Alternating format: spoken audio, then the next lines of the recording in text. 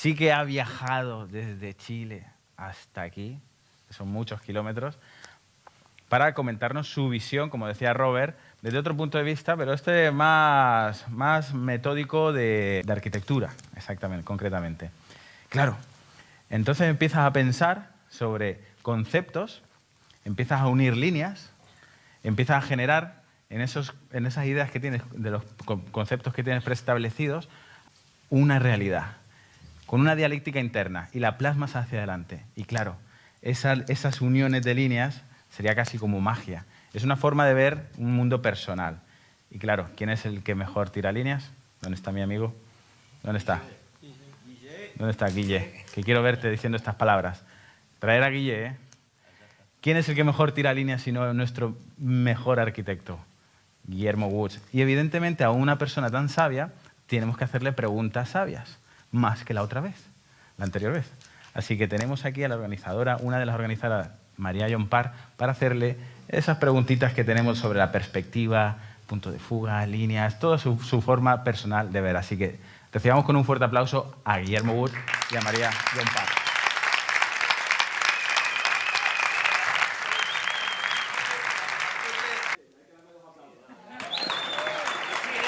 No sé si me escucha.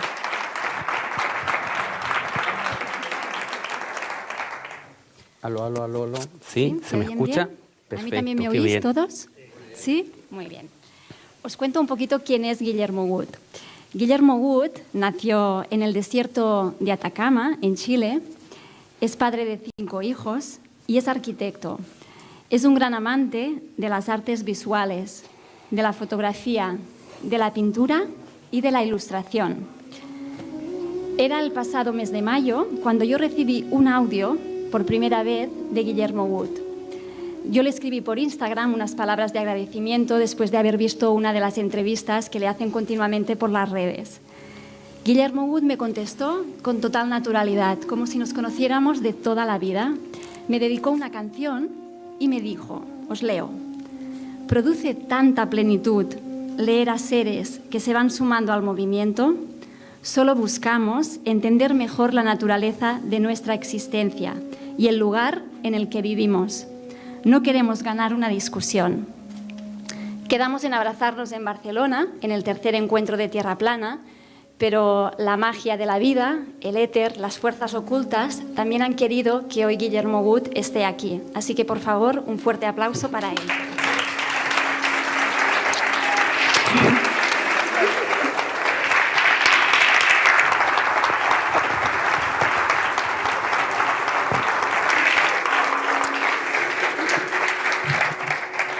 Aló, aló. Bueno, no voy a soltar un lagrimón porque soy un chico rudo, pero poco faltó.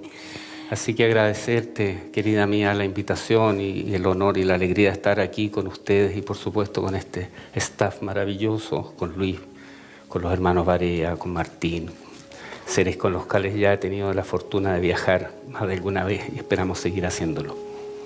La primera pregunta que le voy a hacer a Guillermo Wood es una de las básicas. Guillermo, ¿tú cómo descubriste, cómo llegaste al terraplanismo? ¿Cómo te diste cuenta de que la Tierra no es una esfera?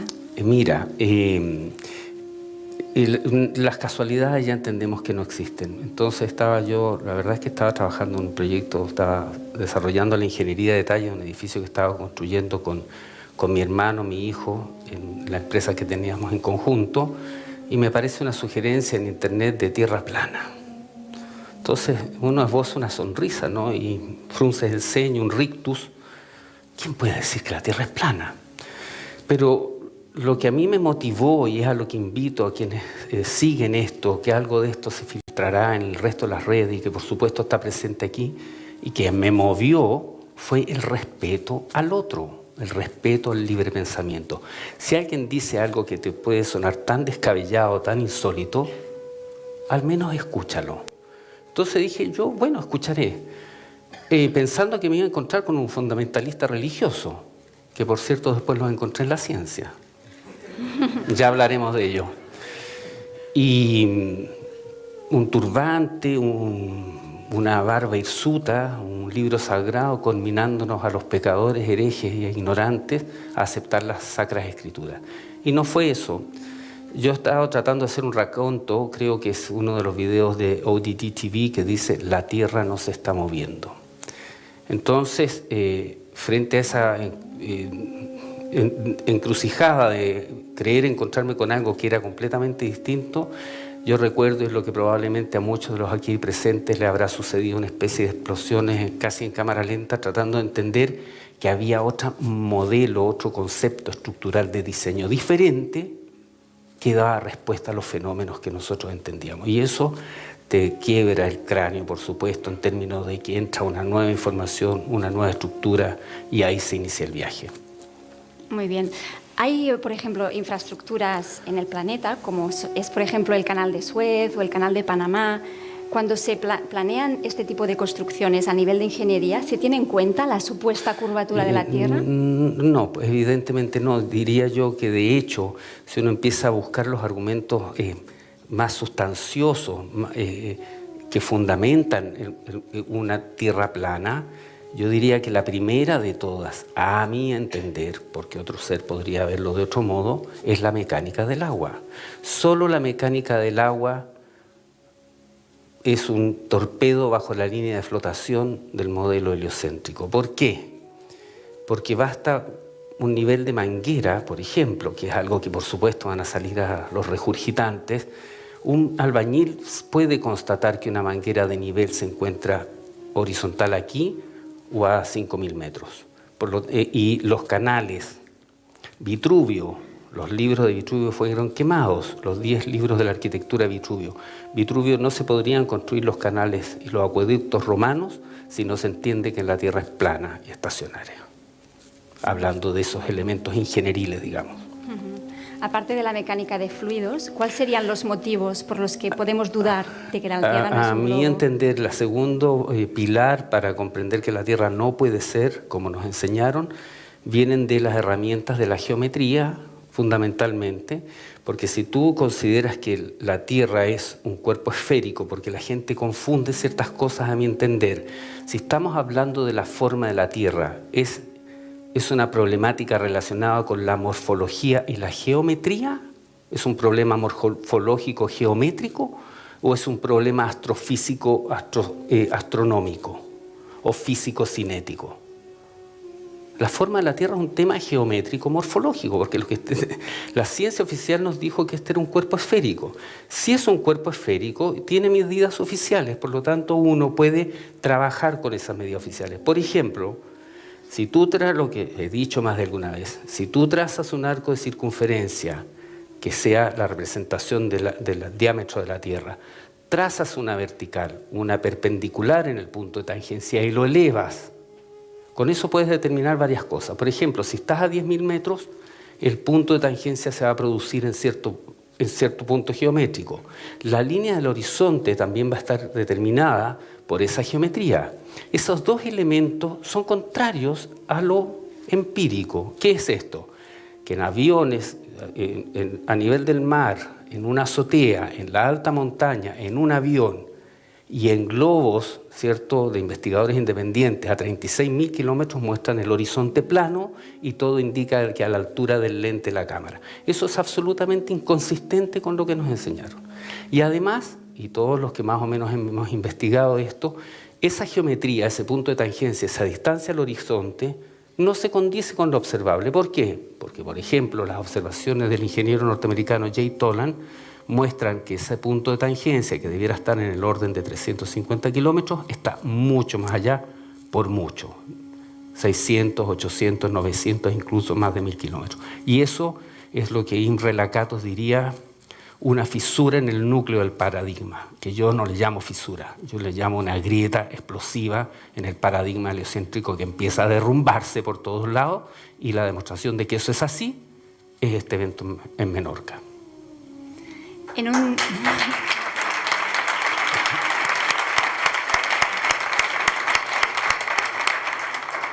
En un documental sobre la Tierra plana me impactó mucho oírte decir esa frase estelar tuya de que la pregunta, ¿no?, que dices, ¿sabemos que la Tierra es una esfera o creemos que es una esfera? Porque saber no es lo mismo que creer, ¿no?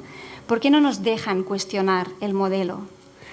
Bueno, ahí ya entramos en estos derroteros que tienen relación con lo antropológico, sociológico, psicológico, psiquiátrico, algo que va más allá y que todos estamos tratando de indagar.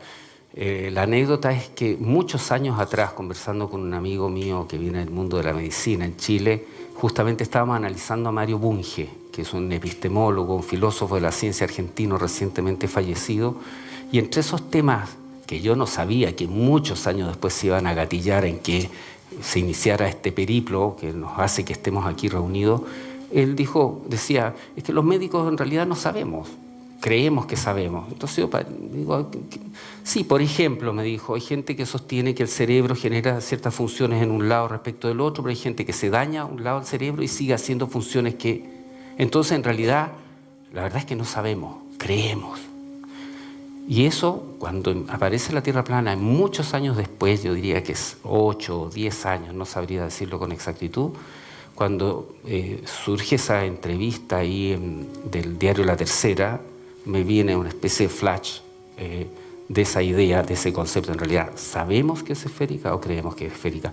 Y quien es capaz de entender esa frase, por supuesto, está más dispuesto a iniciar el viaje. Quien no la entienda, tal vez no iniciará el viaje todavía. De hecho, hay muchas personas, muchos seres que cuando oyen por primera vez el tema de la Tierra plana te dicen que no tienen tiempo, que no les interesa y que están más ocupados en tareas ordinarias, ¿no? Como pagar facturas y trabajar.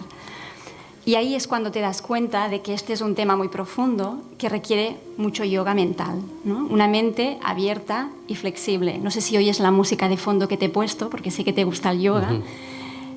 Entonces, para mí, en este momento, creo que una de las frases que más me impactaron cuando te conocí fue en una entrevista que te hizo Rafa Rodrigo en su canal de YouTube de No Estoy de Broma, que tú dijiste, abrirse al terraplanismo requiere yoga mental y muchos no están preparados para semejante pirueta.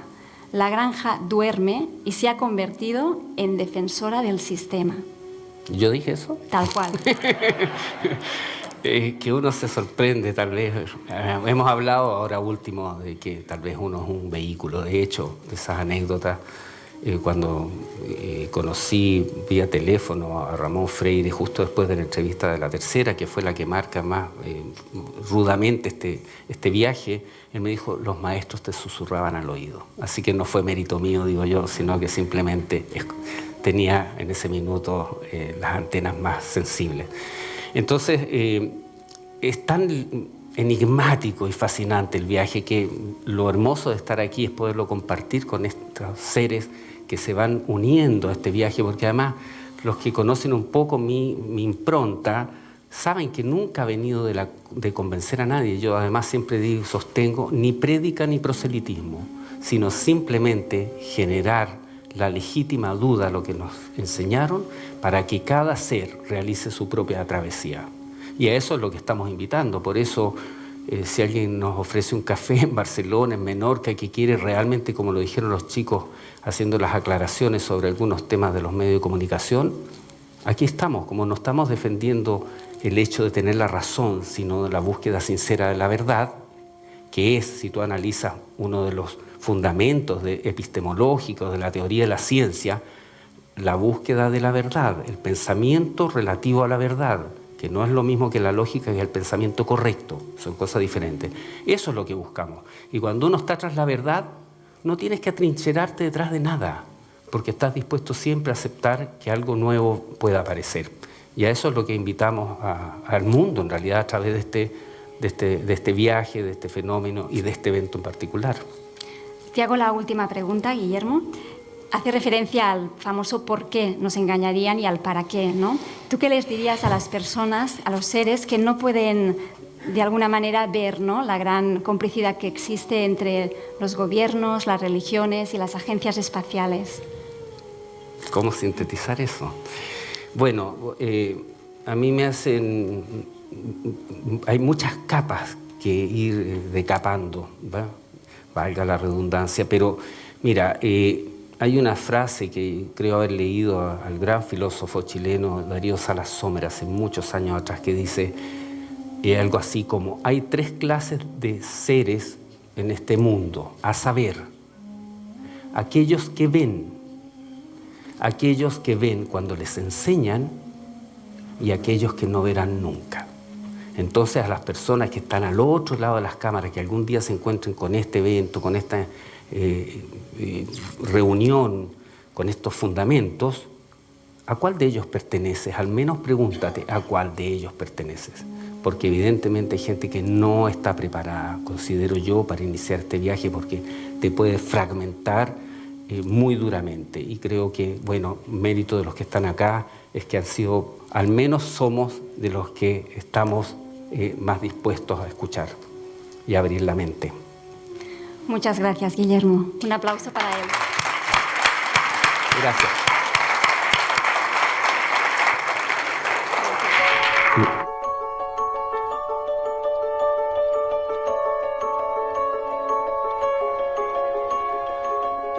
El misterio de la vida no es un problema que hay que resolver,